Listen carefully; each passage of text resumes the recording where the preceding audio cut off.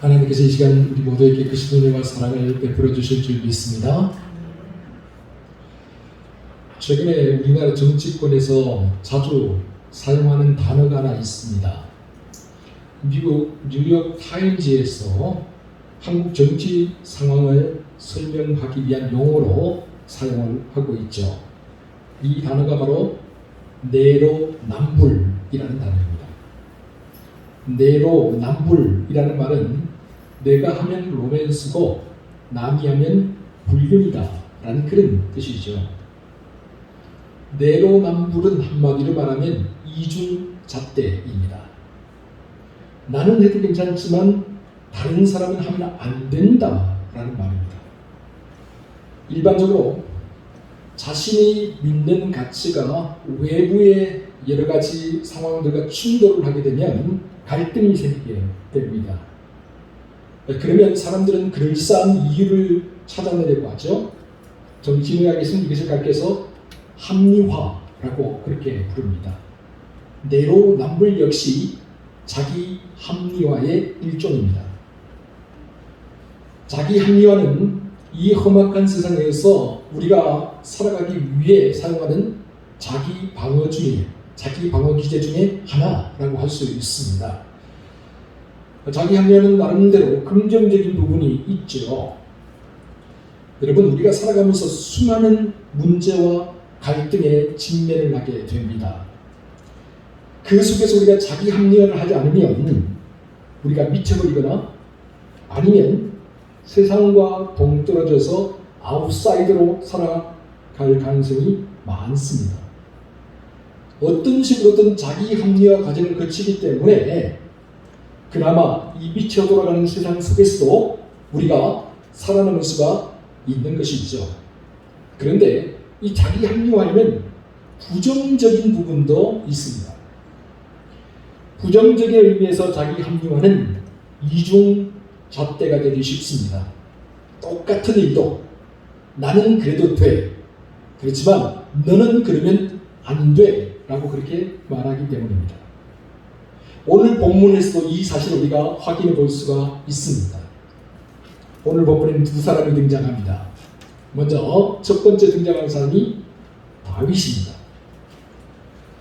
지난주 우리가 설교를 통해서 살펴보았듯이 다윗은 이스라엘의 가장 위대한 왕이었습니다. 수많은 역경과 고난을 이겨내고 이스라엘의 왕이 되었던 다윗, 그는 일개 목동일 때나 군대 장관일 때나 한 나라의 왕이 되었으나 하나님을 자기 인생의 목자로 삼고 살았던 사람이었습니다. 그래서 하나님께서 이 다윗을 어여쁘게 보셨고 다윗을 내 종 다윗이라고 불러주셨으며 내 마음에 합한 자라 그렇게까지 말씀해 주셨습니다. 그래야 다윗은 예수 그리스도의 족보에 나오는 그 족보에서도 중심 인물이 되는 그런 위대한 사람이 되었죠. 그리고 오늘 본문을 보면 또 한 사람이 등장하고 있습니다. 그 사람은 나단 선지자입니다. 나단이라는 이름은 양심 또는 주는 자라는 그런 뜻을 가지고 있습니다. 나단은 다윗과 솔로몬 시대 왕궁에서 활동했던 선지자였습니다. 그는 선지자 갓과 함께 성전 예배 때 악기를 사용하는 것을 장려했고 성전 음악의 기초를 놓았던 사람이었죠. 그리고 나단 선지자는 솔로몬이 다윗의 뒤를 이어서 왕이 될 때 결정적인 역할을 했던 사람이었습니다.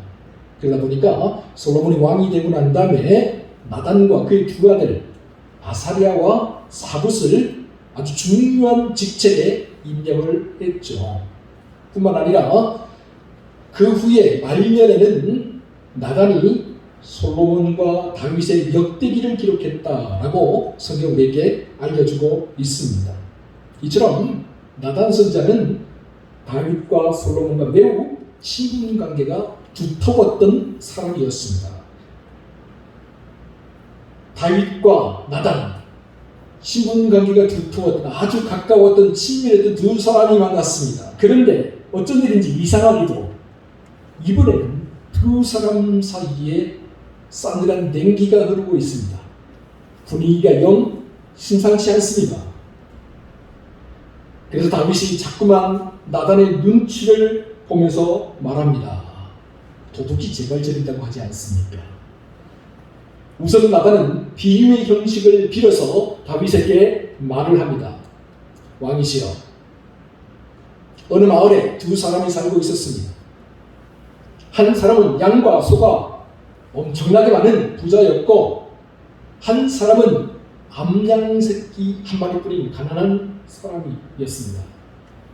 이 암양 새끼는 가난한 사람에게 마치 자식과 같아서 그의 자식들과 함께 먹고 잠을 자고 그의 품에 눕고 그가 마시는 잔으로 마시고 그가 먹는 그릇으로 먹고 마치 가족처럼 그렇게 지냈습니다. 딸처럼 그렇게 되었습니다.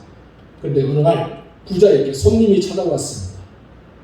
부자는 자기에게 있는 그 많은 양과 소 중에서 짐승을 잡아서 이 손님을 대접할 생각을 하지 않고 가난한 사람에게 있는 암양 새끼 한 마리를 빼앗아 이 손님에게 대접을 했다고 합니다. 어떻게 하면 좋습니까? 여러분, 이 이야기는 비유입니다. 그렇다면 이 비유 이야기가 도대체 무엇을 의미했던 것일까요? 이스라엘에서 가장 부자, 모든 것을 가진 사람 다윗이었습니다. 가난한 사람, 암양 새끼 한 마리밖에 없었던 사람 우리아였습니다. 그런데 가난한 우리아가 가지고 있던 그의 아내, 그의 암양이었던 바스바를 다윗이 강제로 빼앗았습니다. 다윗이 바스바와 간음을 해냈던 것이죠. 그리고 바스바가 임신했다는 사실을 알게 되자 이 사실을 감추기 위해서 다윗이 차도 살인지게를 써서 바스바의 남편 우리아를 죽여버렸습니다. 그리고 아무렇지도 않은 듯이 바스바를 궁으로 불러들여서 자기의 아내로 삼았습니다. 바스바와 다윗 사이에 아들이 태어났습니다. 이처럼 다윗은 자기의 모든 죄를 깜짝같이 숨기고 은폐한데 성공한 것처럼 보였습니다.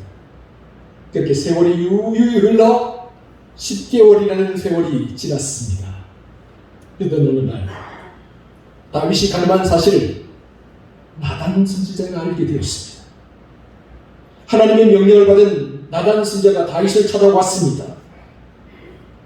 그래서 다윗을 만난 나단 선지자의 분위기가 영 심상치 않았던 것이죠. 금방이라도 추상 같은 벼락이 내리칠 것만 같은 분위기였죠. 그래서 다윗도 나단 선지자의 얼굴을 살피고 있었던 겁니다. 그런데 나단 선지자는 매우 지혜로운 사람이었습니다. 그는 단순히 다윗의 죄와 허물을 책망하고 정죄하는 것이 아니라 다윗을 바르게 세워주고 싶었습니다. 그래서 그는 먼저 비유의 형식을 빌어서 다윗에게 이야기를 했던 것이죠. 여러분, 이처럼 고대 문학을 가만히 살펴보면 비유 형식으로 이야기를 하는 경우가 많다는 것을 우리가 알 수가 있습니다. 우리가 많이 들어본 이솝우화라는 책이 있습니다. 이솝우화를 보면 주로 동물들을 등장시켜서 우리가 사는 인간 세상의 부조리와 불합리를 꼬집고 또 풍자하고 있는 것을 볼 수가 있습니다. 그래서 우리 이솝우화에 나오는 여우와 신포도 이야기 한번 들어보시기 바랍니다. 어느 날 여우 한 마리가 길을 가다가 높은 가지에 매달린 포도를 보았다. 저 포도 참 맛있게 생겼다. 여우는 포도가 먹고 싶어서 펄쩍펄쩍 뛰었다. 하지만 여우의 키가 작아서 높이 달린 포도가 여우의 발에 닿지를 않았다. 여우는 다시 한번 힘껏 뛰어보았다. 그러나 여전히 포도가 발에 닿지 않았다. 여러 차례 있는 힘을 다해 뛰어보았지만 번번이 실패하고 말았다. 결국 여우는 포도를 먹지 못하고 돌아가야만 했다. 그런데 여우가 돌아가면서 이렇게 말했다. 저 포도는 분명히 너무 쉬어서 맛이 없을 거야. 여러분, 이것은 여우와 포도를 등장시켜 만든 비유 이야기입니다. 이솝이 가만히 살펴보니까 여우가 자기 키가 작아서 포도를 따먹지 못하는 현실을 인정하지 않고 포도가 쉬어서 맛이 없을 거라고 스스로 핑계를 대고 스스로 합리화를 하면서 자기를 속였던 것처럼 사람들도 그렇게 살더라는 것이죠. 그렇습니다. 오늘 우리도 우리의 어리석음과 부족함, 우리의 허물과 잘못을 솔직하게 인정하지 않고 자꾸 변명하고 핑계를 대면서 스스로 합리화하면서 살아가려고 하는 경우가 참 많습니다. 그건 어쩔 수 없는 일이었어. 그때 그 상황에는 누구라도 마찬가지였을 거야. 나의 한계가 여기까지인데 어떡해. 세상이 도와주지 않고 사람들이 나를 도와주지 않는데 나를 어떻게 하라는 거야. 일단 다윗은 나단 선지자의 이야기를 듣고서 그의 심각한 분위기와 냉랭한 인상이 무엇 때문인지를 알게 되었습니다. 다윗은 나단 선지자의 이야기를 액면가 그대로 겉으로 드러난 그대로 받아들였던 것이죠. 그래서 잠시나마 한숨을 내쉴 수가 있었습니다. 일단 이게 자기 이야기가 아니다라고 판단을 했던 것이죠. 변명과 핑계 똘똘 뭉쳐서 이미 돌처럼 딱딱해진 다윗의 양심은 나단 선지자의 비유 이야기가 자기를 향하고 있다는 사실을 전혀 몰랐던 것입니다. 어쨌거나 한숨을 돌린 나단이 다윗을 보면서 나단 선지자가 이렇게 이야기를 합니다. 본문 5절을 함께 읽어보도록 할까요? 시작. 다윗이 그 사람으로 말미암아 노하여 나단에게 이르되 여호와의 살아계심을 두고 맹세하노니 이 일을 행한 그 사람은 마땅히 죽을 자라.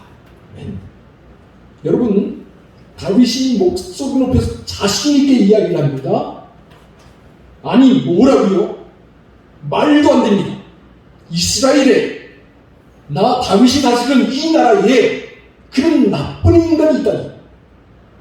내가 하나님의 살아계심을 두고 맹세하는데 그런 극악무도한 일을 저지른 자는 반드시 죽을 겁니다.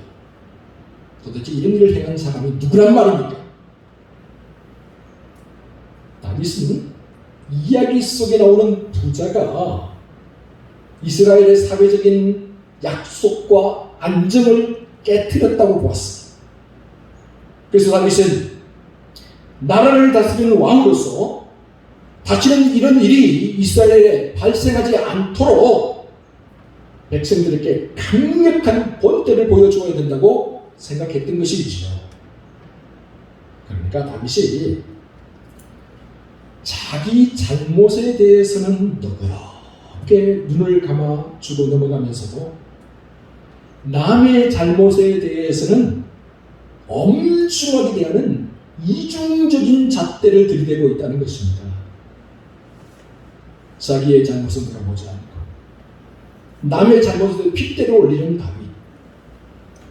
남의 눈에 있는 조그만 티끌에 대한 그렇게 민감하게 반응하면서도 자기 눈에 있는 거대한 들보에 대해서는 전혀 깨닫지 못하고 목청을 높이는 다윗.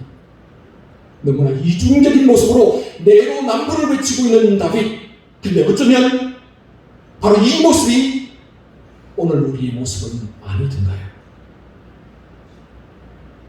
내가 하면 그리고 남이 하면 이라는 시리즈가 있습니다. 한번 들어보시기 바랍니다. 내가 자리를 비우면 너무 유능해서 눈, 코, 뜰새가 없이 바쁜 거고 다른 사람이 자리를 비우면 어디 가서 또 놀고 있는 거다. 내가 고집을 피우면 소신이 뚜렷해서 그런 거고 남이 고집을 피우면 원래 고집 물통이고 그릇이 작아서 그런 거다. 내가 새치기를 하면 바쁜 일이 있어서 그런 거고, 다른 사람들이 새치기를 하면 양심도 없는 얌체적이기 때문에 그런 거다. 내가 약속을 어기면 사람이 살다 보면 그럴 수 있는 거고, 다른 사람이 약속을 어기면 사람이 절대 그래서는 안 되는 거다. 내가 하는 행동들은 다 이해할 수 있는 것들이지만 남이 하는 행동들은 도무지 이해할 수 없는 것들이라는 거죠. 정말 내로남불입니다. 너무나 이중적이죠. 그래서 가증스럽기까지 합니다. 그런데 어쩌면 바로 이 모습이 오늘 우리의 모습은 아니던가요? 뿐만 아니라 다윗은 그 다음 구절인 6절에서 또 이렇게 말을 하고 있습니다. 6절 우리 다 함께 읽어보도록 하겠습니다. 시작. 그가 불쌍히 여기지 아니하고 이런 일을 행하였으니 그 양새끼를 4배나 갚아주어야 하리라 한지라. 아멘. 다윗은 부자에 대해서 사형 선고를 내리고 난 이후에 배상의 의무까지 지우고 있는 거죠. 여기서 4배라는 것은 남의 것을 도둑질했을 때 원래 주인에게 갚아주어야 되는 모세의 율법이 규정한 배상 기준을 말하고 있습니다. 하지만 여러분, 다윗의 이러한 말과 행동 얼마나 염치 없는 것입니까? 정말 부끄러움을 모르는 말과 행동이잖아요. 여러분, 다윗이 지금 자기가 말한 그대로를 자기 자신에게 적용한다면 다윗은 살아남을 수가 없습니다. 그는 당장이라도 이 자리에서 죽어마땅합니다. 이처럼 자신의 큰 잘못에는 그렇게 관대할 수 없으면서 다른 사람들 작은 허물, 작은 죄악에 대해서는 그렇게 엄격하고 냉정했던 다윗. 근데 여러분, 어쩌면 우리가 이런 모습으로 살아가고 있는 것은 아닙니까? 여러분, 우리가 흔히 방귀 낀 놈이 성낸다라고 그렇게 말하지 않습니까? 지금 다윗이 딱 그런 거예요. 다윗이 그렇게 했어도 자기 자신의 잘못과 죄악을 덮어버리고 싶었던 것이겠지요. 그러나 이렇게 지나치게 흥분하고 분노하는 다윗을 나다른 아무런 말없이 가만히 째려봅니다. 그러더니 잠시 숨을 고르고 나서 단호하게 말합니다. 본문 7절입니다. 우리 다 같이 본문 7절 한번 읽어보겠습니다. 시작. 나단이 다윗에게 이르되 당신이 그 사람이라. 이스라엘의 하나님 여호와께서 이와 같이 이르시기를 내가 너를 이스라엘 왕으로 기름 붓기 위하여 너를 사울의 손에서 구원하고. 아멘. 나단 선지자가 지체 없이 말합니다. 왕이시여, 당신이 바로 그 사람입니다. 지금까지 나단 선지자의 이야기를 들으며 이 이야기가 자신과 아무런 상관없는 이야기라고, 남의 이야기라고만 생각했던 다윗. 그래서 자기 눈 속에는 들보는 보지 않고 다른 사람들의 눈 속에는 작은 티끌을 보면서 정죄했던 다윗. 그 다윗의 무딘 양심을 향하여 나단 선지자가 촌철살인의 일침을 가합니다. 왕이시여, 당신이 바로 그 사람입니다. 그런데 사실 여러분, 나단 선지자의 이런 말과 행동이 매우 위험한 행동입니다. 매우 위험한 말입니다. 왜요? 다윗은 왕이었잖아요.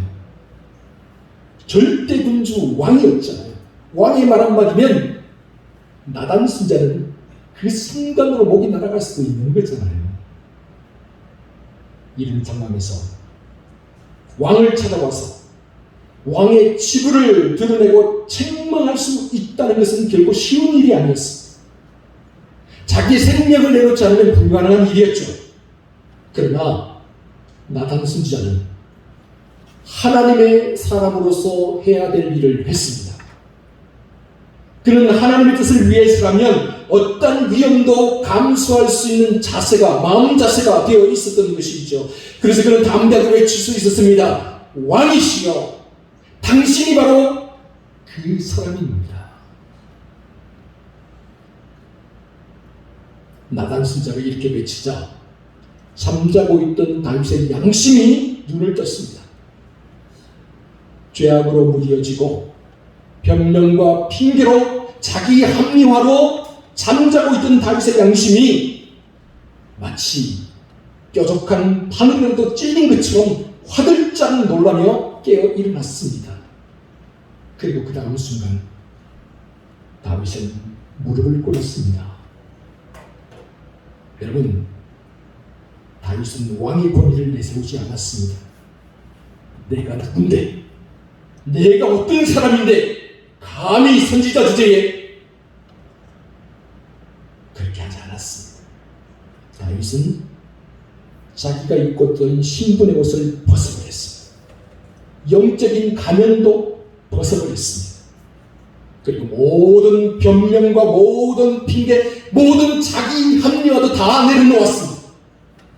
하나님 앞에 있는 모습 그대로 나아갔습니다. 그리고 진심으로 고백합니다. 내가 여호와께 범죄하였나이다. 하나님이여, 나의 죄를 용서하여 주옵소서. 다윗의 이러한 마음이 시편 32편과 시편 51편에 잘 드러나 있습니다. 먼저 시편 32편입니다. 한번 들어보시기 바랍니다. 허물의 사함을 받고 자신의 죄가 가려진 자는 복이 있도다. 내가 입을 열지 아니할 때에 종일 신음함으로 내 뼈가 쇠하였도다. 주의 손이 주야로 나를 누르시오니 내 진약이 다 빠져서 여름 가뭄에 마름같이 되었나이다. 그리고 시편 51편에는 또 이렇게 다윗이 고백하고 있습니다. 주의 얼굴을 내 죄에서 돌이키시고 내 모든 죄악을 지워주소서. 나를 주 앞에서 쫓아내지 마시며 주의 성령을 내게서 거두지 마소서.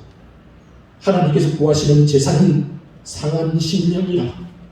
하나님이여, 상하고 통회하는 마음을 주께서 멸시하지 아니하시리이다.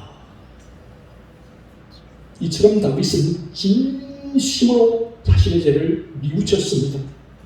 자신의 잘못을 통해 자복하며 하나님 앞으로 나아갔습니다. 그리고 시편을 읽으면 밤마다 눈물로 진상을 적셨다고 되어 있습니다. 이렇게 회개하는 다윗을 하나님께서 용서해 주셨습니다. 다시 받아주셨습니다. 그러나 하나님은 다윗이 원수들에게 이 일로 인하여서 회방을 받지 않도록 다윗과 바스바가 가나안에서 낳은 그 아들을 더러 데리고 가셨습니다. 우리 본문 14절이죠. 함께 우리 본문 14절 말씀을 읽어보도록 하겠습니다. 시작. 이로 말미암아 여호와의 원수가 크게 비방할 거리를 얻게 하였으니 당신이 낳은 아이가 반드시 죽으리이다 하고.